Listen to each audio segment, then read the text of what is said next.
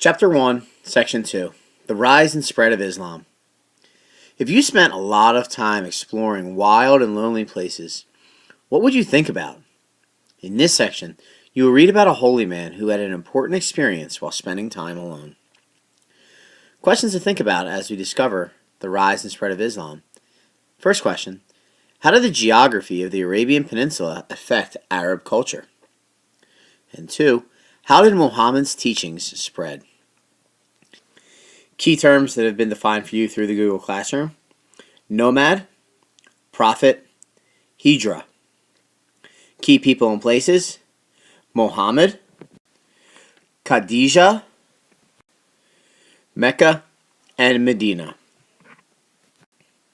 Please make sure to have your Google Doc open through the Google Classroom as you watch this video, and complete that doc as information is provided for you through the video.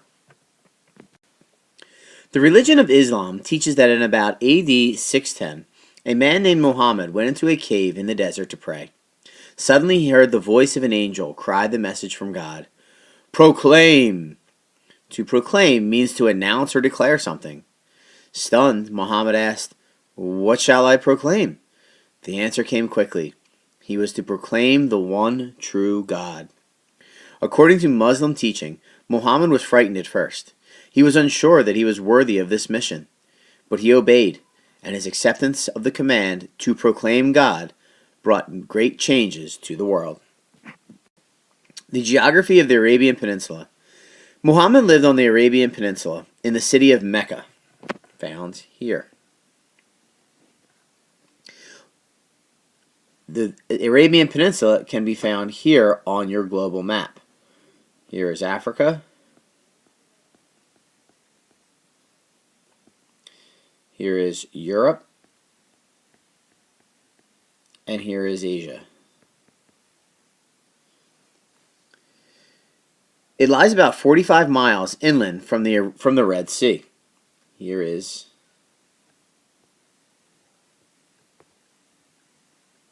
the Red Sea. As the map shows, Mecca sits on the eastern edge of a large desert. The desert takes up most of the Arabian Peninsula. An avenue of trade. Mecca was a crossroads on a busy avenue of trade when Muhammad was growing up in the late 500s. Long camel trains filled through the city. They carried perfumes, ivory, spices, silk, and precious metals such as gold. From Mecca, some caravans traveled northwest to markets in what is today Syria. From Syria, goods could be shipped across the Mediterranean Sea to Europe. Other caravans turned northeast after leaving Mecca. They made a dangerous journey across the desert to markets in the area now known as Iraq. Bedouins and merchants. The desert was home to many groups of Bedouins, an Arab people. The Bedouins were nomads, or people who moved from one area to another. To make a living, they herded sheep, camels, and goats. They followed planned routes, traveling from one waterhole to the next. The desert yielded little food for the Bedouins' animals. Mostly they grazed on thorny bushes. Water was also scarce for people as well as animals. Well water was often so bitter or salty that only the animals could drink it. In addition to herding animals, the Bedouins acted as guides for trade caravans. Occasionally they would raid one of the caravans, stealing all of the trade goods. To avoid being robbed, Meccan traders often made agreements with the Bedouins. Muhammad's great-grandfather, a wealthy merchant, helped to make these arrangements. Meccan merchants used religion to seal their alliance with the Bedouins. The merchants invited the Bedouin allies to worship in a holy place called the Kaaba. The Kaaba was a cube-shaped building in the center of Mecca. It held a rock known as the Black Stone, a meteorite that had fallen to earth from space. The Black Stone was sacred to the Meccans. The Kaaba also contained many other objects that were sacred to Meccans and Bedouins alike. Meccans closely guarded the Kaaba and all the holy objects that it contained. The Kaaba drew worshippers from all over Arabia. The Kaaba is shown here in this picture. The Kaaba. Muslims consider the Kaaba the holiest site in all of Islam. When Muslims worship at the Kaaba, they put on 2 white sheets with no seams, a sign of innocence. Then they walk around the Kaaba 7 times. Finally, they touch or kiss the black stone embedded in the southeast side of the Kaaba. Why was the Kaaba so important to the people of Arabia? Muhammad's life. Though Muhammad's great-grandfather was a wealthy merchant, Muhammad did not grow up rich. By the time he was born, about 570 AD, the family had fallen on hard times. In addition to being poor, Muhammad was also an orphan. His parents died before he turned 7 years old. An uncle took care of Muhammad until he grew up. Then Muhammad went to work in Mecca's brisk caravan trade. Muhammad's job took him away to many other parts of the world. Several times he traveled to Syria, which was then part of the Byzantine Empire. When he was 25 years old, Muhammad married a wealthy widow named Khadijah. Muhammad had worked for Khadijah before they got married. She had been impressed by his hard work and honesty. After their marriage, Muhammad continued to manage caravans for Khadijah. In his free time, he walked in the hills outside Mecca. Troubled by problems he saw in society, Muhammad liked to be alone to pray and think. It was during one of these trips to the hills that he heard an angel's command to proclaim the message of God. Muhammad's mission. God said through the angel that people had abandoned the true faith. Instead of worshiping God alone, they worshiped many idols or false gods. The angel transmitted to Muhammad the mission that God had given him. He was to pass on to the people all the messages that he would receive from God. Then the people would submit to or agree to obey the one true God. Muhammad would begin with the Arabs, but God's message was for the whole world. Muhammad did as he was told. People who accepted his teachings came to be known as Muslims, which means persons who submit. Their faith came to be known as Islam, which means submission to God. The Hijra, from Mecca to Medina. Few Meccans listened to Muhammad. They thought his teachings about the new religion threatened their old gods.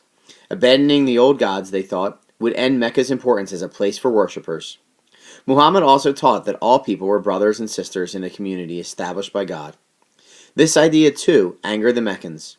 They shouted insults at Muhammad when he preached. They threw garbage and stones at his followers. As time went on, the attacks became more and more violent. Eventually, Muhammad and his followers were forced to flee the city. People in Yathrib, a city north of Mecca, invited Muhammad to come to their city. They saw him as a wise man who could settle disputes in their city. Many of them also believed that Muhammad was a prophet, or a person who carries God's message. Muhammad seized this opportunity. In 622, he and his followers went to Yathrib. The movement of early Muslims from Mecca to Yathrib is known as the Hijra, which means the migration. The year of the Hijra, 622, became year 1 on the Muslim calendar. After the Hijra, the name of Yathrib was changed to Medina, which means city and is short for City of the Prophet. Medina quickly became a great Islamic center. Expansion of Islam. Look at the map on the screen. As it shows, Islam did not remain limited to the city of Medina. In 630, Muhammad returned in triumph to Mecca. By the time of Muhammad's death in 632, Islam had spread across the Arabian Peninsula. Within the next 100 years, Islam surged west to North Africa, Spain, and southern France. It pushed east to the borders of northern India and China. How did Islam spread so far so fast? One reason was that people did not like the nearby Byzantine and Persian empires. Their rulers were harsh and oppressive. The new religion promised a new way of life that made sense. Also, Muhammad and his people were expert traders. Merchants traveled to many parts of Asia, North Africa, and the Mediterranean coast, and they took their religion with them. Another key reason for the spread of Islam was that Muhammad united the Arabs in his region into one community. Once they were working together, they became a powerful people. Islam respected Jews and Christians. It also recognized Abraham, Moses, Jesus, and others as earlier prophets. Under Islam, Jews and Christians were allowed to practice their own faiths. This is the end of Chapter 1, Section 2. At this point, you should be able to answer 3 questions on top of the Google Doc you have been working on. First question, how did the geography in which the Bedouins lived affect their lives? 2. How did Islam spread beyond Arabia? And finally, briefly come up with 2 problems Muhammad faced in Mecca when he began teaching. After you're able to think about and answer these questions, make sure the questions in your Google Doc have been completed and submitted through the Google Classroom. When you have done this, you're all done, and we'll see you in class tomorrow. And as always, be excellent to one another.